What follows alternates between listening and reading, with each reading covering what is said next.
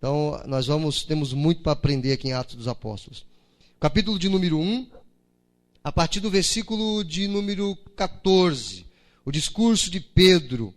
Nós viemos até o versículo 13 do capítulo 2, pregando versículo por versículo, para que os irmãos possam entender. Eu espero que os irmãos tenham entendido, a mensagem tenha sido pregada. Eu creio que sim, sejam edificados por isso. E nós vamos continuar aprendendo. Enquanto os irmãos acham o texto, Atos capítulo 2, versículo 14, bem rapidinho. No dia 4, nós teremos a feijoada lá no sindicato. No dia 4, então, uma grande feijoada. Vamos fazer uma feijoada ali para 150 pessoas, quem sabe 200. E no próximo domingo nós teremos já as fichas aqui, em nome de Jesus. Então, ore por isso. O ensaio do grupo de louvor na segunda-feira, amanhã, às 20 horas. Quarta-feira, escola de líderes. Líder em treinamento dos pequenos grupos e os líderes do pequeno grupo na quarta-feira, às 8 horas. Culto de oração na quinta-feira, todos sabem, às 20 horas. PGM, pequeno grupo multiplicador, sexta-feira, às 20 horas nos lares. E é isso. No finalzinho eu quero falar sobre o púlpito, que a gente crê que, de repente, domingo que vem ou no máximo no outro, já deve estar aqui na igreja, nosso púlpito de acrílico. Amém? Glória a Deus. Diz assim o texto, Atos capítulo 2, versículo 14. Pedro, porém, pondo-se em pé com os 11, levantou a voz e disse-lhes: varões judeus e todos os que habitais em Jerusalém, seja-vos isso notório, escutai as minhas palavras. Estes homens não estão embriagados, como vós pensais, sendo esta a terceira hora do dia. Mas isto é o que foi dito pelo profeta Joel. E nos últimos dias acontecerá, diz Deus, que do meu espírito derramarei sobre toda a carne, e vossos filhos e vossas filhas profetizarão, e vossos jovens terão visões, e os vossos velhos sonharão sonhos. E também do meu espírito derramarei sobre os meus servos e minhas servas, naqueles dias, e profetizarão, e farei aparecer prodígios em cima no céu, e sinais embaixo na terra, sangue, fogo e vapor de fumaça. O sol se converterá em trevas e a lua em sangue, antes de chegar o grande e glorioso dia do Senhor. E acontecerá que todo aquele que invocar o nome do Senhor será salvo. Varões israelitas, escutai estas palavras.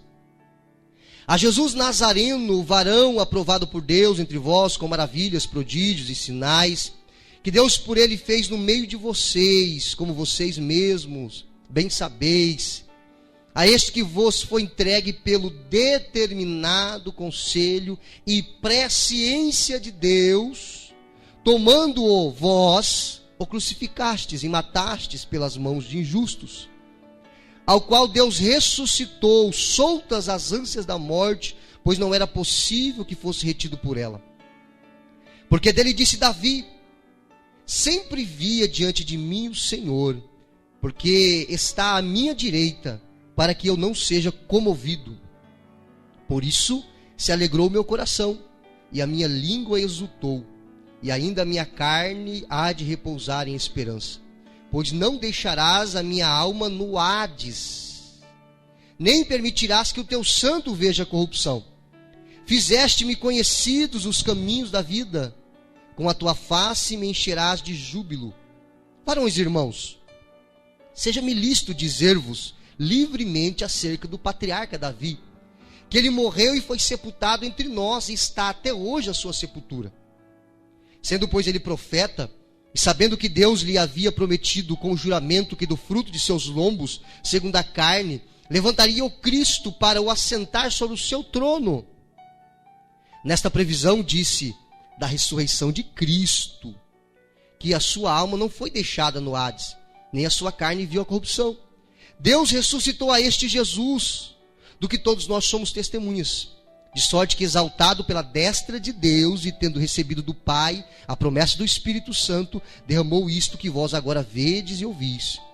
Porque Davi não subiu aos céus, mas ele próprio disse o Senhor ao meu Senhor: assenta-te à minha direita, até que eu ponha os teus inimigos por escabelo de teus pés. Saiba, pois, com certeza, toda a casa de Israel, que a esse Jesus, a quem vós crucificastes, Deus o fez Senhor e Cristo. Amém? Com a sua Bíblia aberta, vou fazer uma introdução bem rápida. Nós falamos no capítulo 1, Jesus, ele estava reunido com os discípulos, ele foi assunto aos céus, foi levado aos céus, foi assunto aos céus, ele fez a promessa aos discípulos, eles deveriam ficar em Jerusalém, até que a promessa viesse. Eles ficaram em Jerusalém, tomaram a decisão de escolher Matias, algo que não existe um versículo dizendo que Deus havia dado essa ordem a eles. Jesus não mandou eles fazer nada, a ordem era esperar. No capítulo 2, o Espírito Santo desce sobre eles. Acontece toda aquela manifestação do falar em línguas, como nós já falamos no culto de domingo passado e retrasado. Aquela grande multidão se reuniu para ver aquilo que estava acontecendo. Provavelmente os discípulos saíram do cenáculo, 120 irmãos, e foram ao templo, porque era Pentecostes. A cidade de Jerusalém estava repleta de visitantes judeus, de todas as regiões. Então provavelmente, o texto não diz, mas provavelmente eles desceram do cenáculo e foram até o templo, aonde aquela multidão, ouvindo aquelas pessoas falando em idiomas que eles nunca aprenderam, chamou a atenção e reuniu aquela grande multidão de pessoas.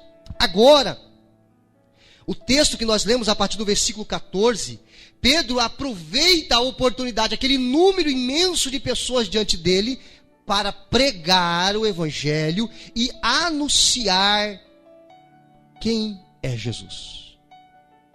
O que Pedro vai fazer aqui, Pedro ele vai pregar um grande sermão. Esse é o título da mensagem que eu quero compartilhar com os irmãos. Pedro e o sermão do Pentecostes. Vamos falar juntos? Pedro e o sermão do Pentecostes. Pedro agora vai pregar.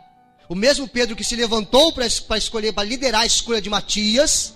Parece que Pedro, andou sobre as águas, disse: tu és o Cristo, disse para onde nós iremos se só o Senhor tem palavra de vida eterna. Pedrão sempre estava, e agora Pedro se levanta de novo e ele vai pregar, ele vai explicar para aquela multidão de judeus. Eles estavam atônitos, sem entender o que estava acontecendo. Na verdade, eles sabiam que o falar em línguas era um sinal de juízo para eles. Por isso que um grande número de judeus se convertem. Judeus estão aqui reunidos. Então, o que acontece? Versículo por versículo. Versículo 14. Preste atenção aonde nós lemos aí. Versículo 14. O que nós aprendemos aqui? Pedro, ele se levanta, ele assume a sua posição. Posição essa que o Senhor tinha o chamado.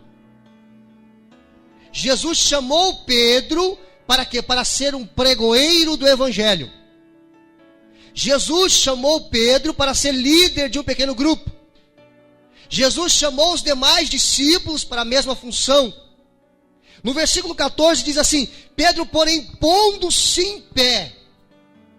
Olha só que fantástico aqui. Com os 11 levantou a voz e disse-lhes. Ele não teve vergonha, ele não teve timidez, ele estava cheio do Espírito Santo.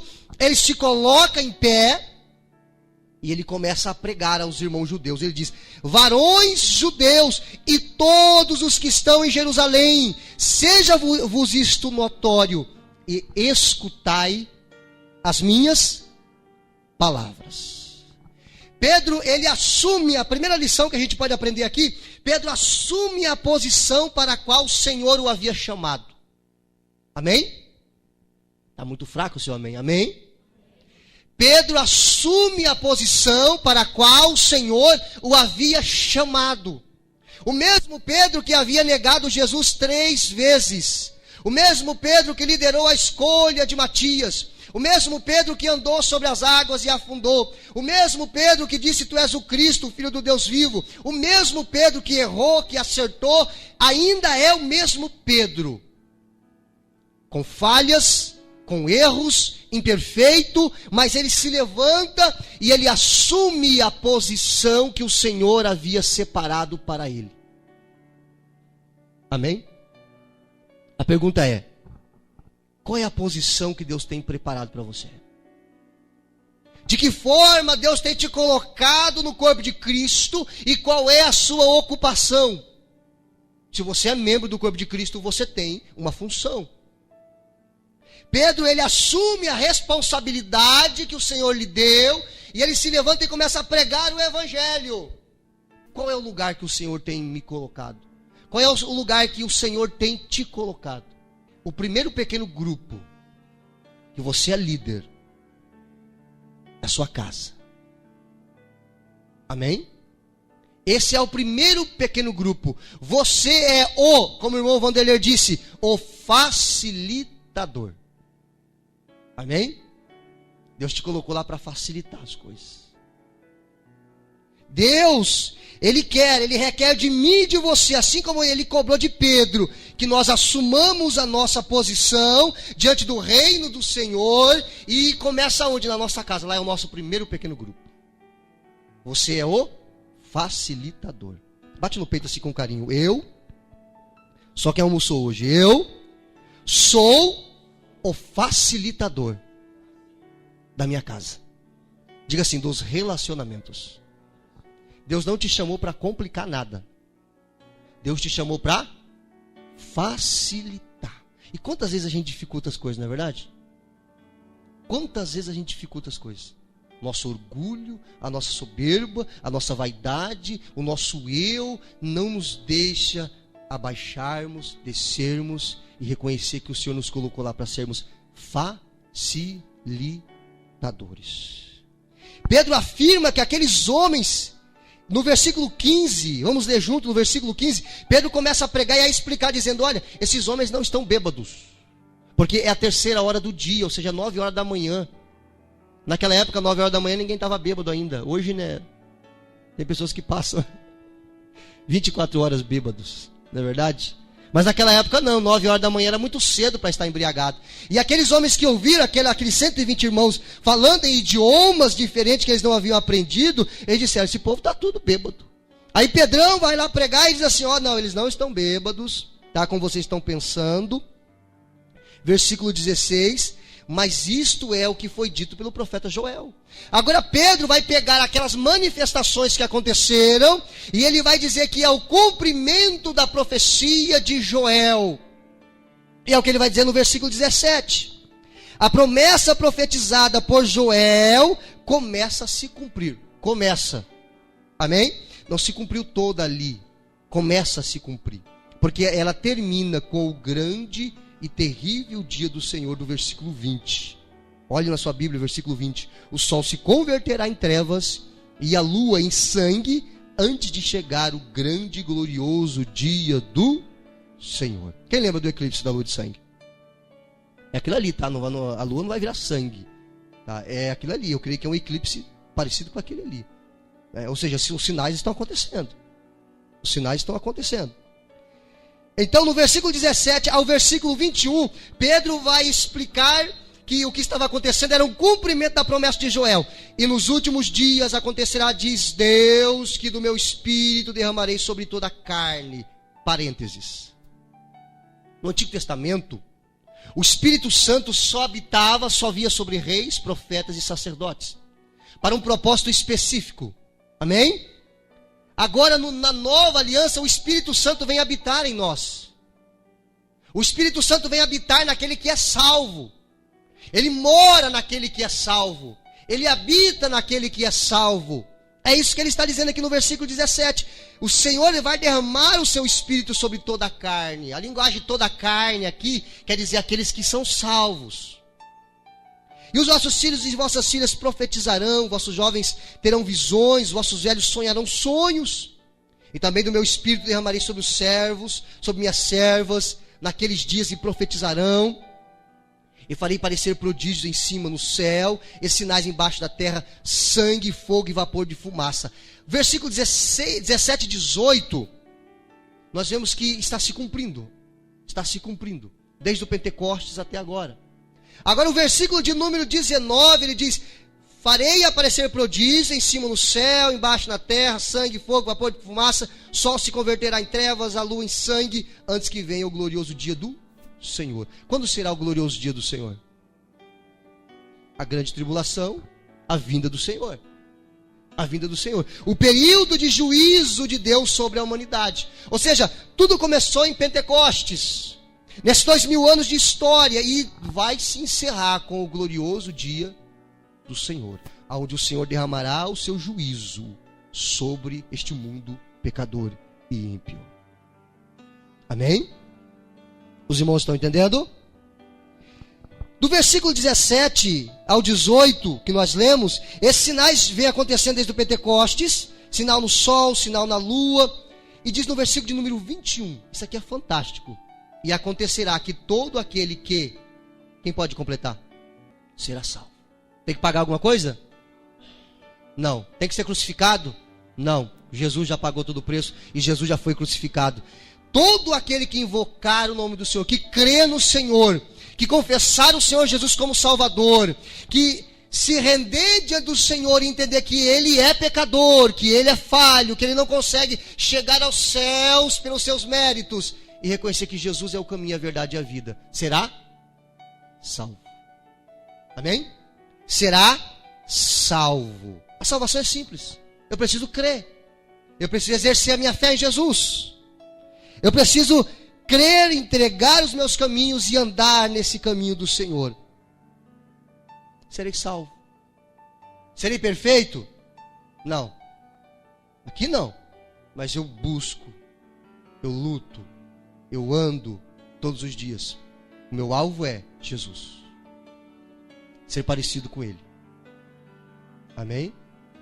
Você pode olhar para a pessoa que está do seu lado com muito carinho e respeito.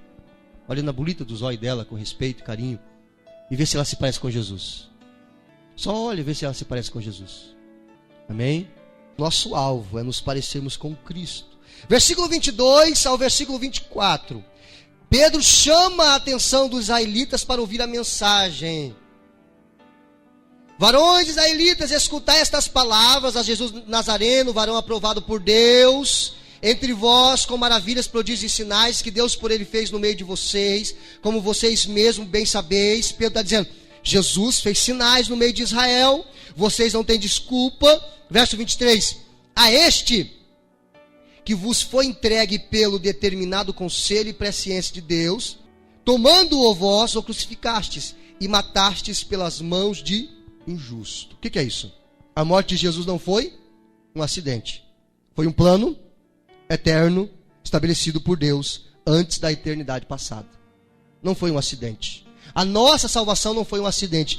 Era um plano de Deus. Deus usaria a decisão livre da nação de Israel de recusar o Messias, para que através dessa recusa ele pudesse então salvar todos aqueles que crescem no Mashiach, no Messias, Jesus Cristo de Nazaré.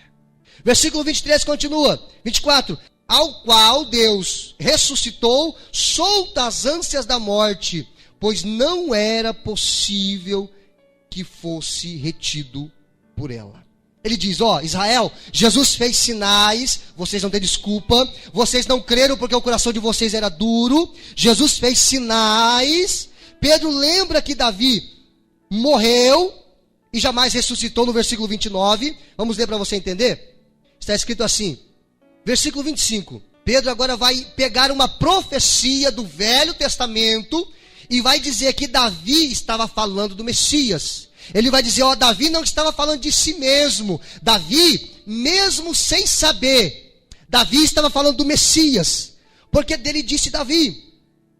Ele diz no versículo 24, olha, o qual Deus ressuscitou. Vocês mataram, mas Deus ressuscitou ele, porque ele não poderia ser retido pela morte. 25, porque dele, disse Davi. Dele quem? De Jesus. Glória a Deus, é isso mesmo. Porque dele disse Davi, sempre via diante de mim o Senhor. Pedro está dizendo, Davi está falando de Jesus lá no livro dos Salmos. Sempre via diante de mim o Senhor, porque está à minha direita, para que eu não seja comovido. Por isso se alegrou o meu coração, e a minha língua exultou, e ainda a minha carne há de repousar em esperança. Pois não deixará a minha alma no Hades, nem permitirás que o teu santo veja corrupção. Fizeste-me conhecidos os caminhos da vida, com a tua face me encherás de júbilo. Agora Pedro no versículo 29, ele vai dizer assim, ele vai lembrar que Davi morreu e nunca ressuscitou. Davi ressuscitou? Sim ou não? Não? Como assim? Não, Davi nunca ressuscitou. Então Davi não estava falando dele mesmo. Davi estava falando de outro alguém. Aí o versículo 29, o Pedrão vai começar a explicar. Varões e irmãos, seja-me lícito dizer livremente acerca do patriarca Davi, que ele morreu, foi sepultado, entre nós está até hoje a sua sepultura. Ou seja, Davi não estava falando de si mesmo, porque Davi está morto, não ressuscitou, o seu corpo está na terra. De quem Davi então estava falando? Ele diz assim, no versículo de número 30, sendo pois ele profeta, Davi, e sabendo que Deus havia prometido com o juramento que do fruto de seus lombos, o que é isso, o fruto dos seus lombos? Da sua descendência, segundo a carne, levantaria o Machia, o Messias, Cristo, para o assentar sobre o seu trono. Nesta previsão, Pedro está dizendo, nesta previsão que Davi fez, ele disse da ressurreição de Cristo, que a sua alma não foi deixada no Hades, nem a sua carne viu corrupção. O que é isso? Pedro está dizendo assim, ó, Davi já sabia, ou melhor, Davi nem sabia, mas ele estava profetizando, que o Messias não viria corrupção, a sua carne não iria apodrecer, não iria entrar em decomposição, Deus iria ressuscitá-lo antes disso, porque ele ressuscitou ao terceiro dia. Louvado seja o nome do Senhor por isso. Exaltado seja o nome do Senhor Jesus por isso.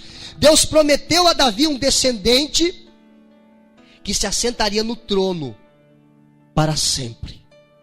A questão aqui é, Jesus está sentado no trono de Davi?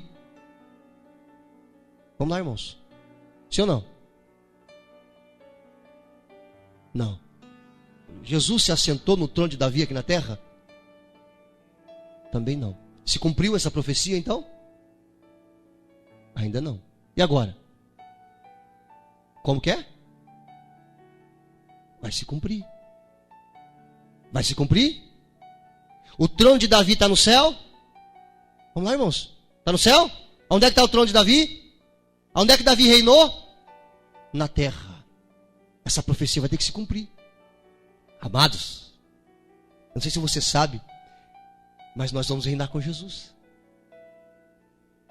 E você fica me olhando com essa cara de assustado, por quê? Você tinha que estar dando glória a Deus. Você sabe o que é isso? Nós vamos reinar com Jesus. Jesus vai reinar no trono de Davi. Essa promessa vai se cumprir. Essa promessa vai se cumprir. Nós vamos reinar em um estado de glória. Não haverá mais luta, não haverá mais perseguição, não haverá mais angústia. Nós reinaremos com Cristo em um corpo glorificado.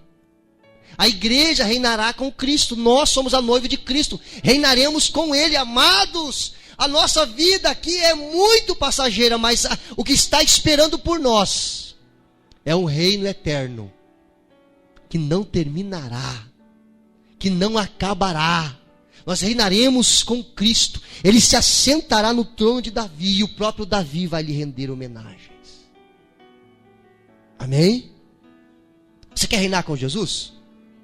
Nós vamos reinar com Jesus. Amém? Nós vamos reinar com Jesus. Nós estaremos com Jesus. Versículo de número 32, e eu encerro, diz assim: Deus ressuscitou a este. Versículo 31. Nesta previsão disse da ressurreição de Cristo, que a sua alma não foi deixada no Hades, nem a sua carne viu. Deus ressuscitou a este Jesus, do que todos nós somos testemunhas. De sorte que, exaltado pela destra de Deus, e tendo recebido do Pai a promessa do Espírito Santo, derramou isto que vós agora vedes e ouvis. O quê? O Espírito Santo. É a prova que ele ressuscitou. Pedro relembra as palavras do rei Davi. E, quinto ponto, Deus ressuscitou a Jesus dos mortos. E nós, eu e você, somos testemunhas. Testemunha precisa falar. Testemunha não pode se calar. Nós só temos o Espírito Santo porque Jesus ressuscitou. Davi profetizou a posição de Jesus à direita do Pai. Versículo 34 e 35. Porque Davi, agora Pedro volta a falar de Davi. Porque Davi não subiu aos céus, mas ele próprio diz: disse o Senhor ao meu Senhor. Como é que é esse negócio? S maiúsculo, os dois. Disse o Senhor ao meu Senhor. Você acha que Davi entendeu o que ele estava falando? Davi não entendeu. Mas Pedro agora vai explicar. O que ele estava querendo dizer com isso? Disse o Senhor ao meu Senhor: assenta-te à minha direita. O que é isso? O Deus Todo-Poderoso, o Adonai, o Elohim, ele disse assim ao seu filho, que também é Senhor: assenta-te à minha direita, até que eu ponho os teus inimigos por escabelo de teus pés. Jesus vai reinar. Jesus vai reinar.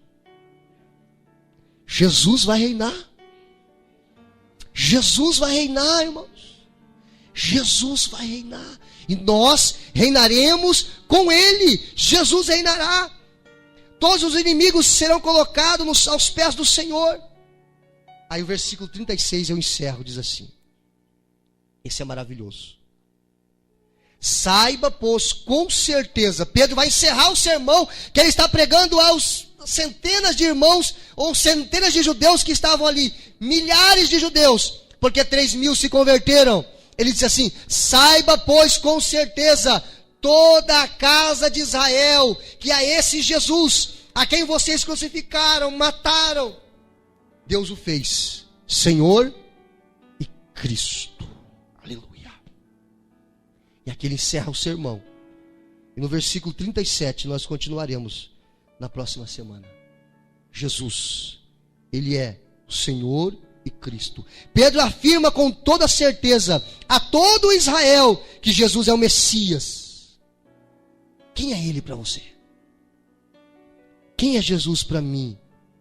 O que Ele significa para você? O que Ele significa para mim? Amados, como nós podemos mostrar isso a Ele? Como nós podemos mostrar isso a Jesus? Abra sua Bíblia, 1 Coríntios 16, 22. Irmãos, a mesma Bíblia que nos mostra o caminho da salvação, a mesma Bíblia que nos salva, também nos condena. Como assim, pastor? 1 Coríntios 16, 22. A mesma Bíblia que nos salva, também nos condena. Quem pode ler para mim? 16, 22 de 1 Coríntios. Quem sabe o significado dessa palavra anátema? Separado de Cristo, amaldiçoado. Agora eu te pergunto, você ama o Senhor Jesus? Agora eu te pergunto de novo, você ama o seu próximo? Porque se você disser que não ama alguém, aí você entrou em contradição. Amém? Queridos, nós precisamos ser uma igreja que está pronta para produzir, para compartilhar, interessada nas pessoas. Jesus não morreu por coisas, Jesus morreu por pessoas. Se te convidarem para andar 1 milha, vá 2. Jesus morreu por pessoas. Se você ama Cristo, você precisa amar a todos. A todos. E quem não ama o Senhor Jesus está separado dele. Anátema. Maldição. É muito fácil falar que ama. É muito fácil falar que ama. Fácil. Como diria meu pai, falar até papagaio fala. Agora, amar. Amar, irmãos. Nós precisamos rever isso. Nós temos orado e buscado, todos nós como igreja, nós somos um corpo só. Para que Deus nos ensine a amar, compartilhar. Aí 2, 3, 4 milhas, se for necessário, por uma vida. Por uma vida. Se Jesus me salvou, se Jesus te salvou, quem é que Ele não pode salvar? Eu era o pior da minha família, pode ter certeza disso. Ele me salvou, me transformou e fez o mesmo com você. E há mudança quando isso acontece. Você ama o Senhor Jesus? Vou perguntar mais uma vez, você ama o Senhor Jesus? Se esforce para amar o seu próximo. Se esforce para amar o seu próximo. Esteja em pé, por favor. Nós vamos orar. Fazer uma oração breve. Enquanto as crianças vêm e já vão apresentar. Eu queria que você pegasse na mão da pessoa que está do seu lado.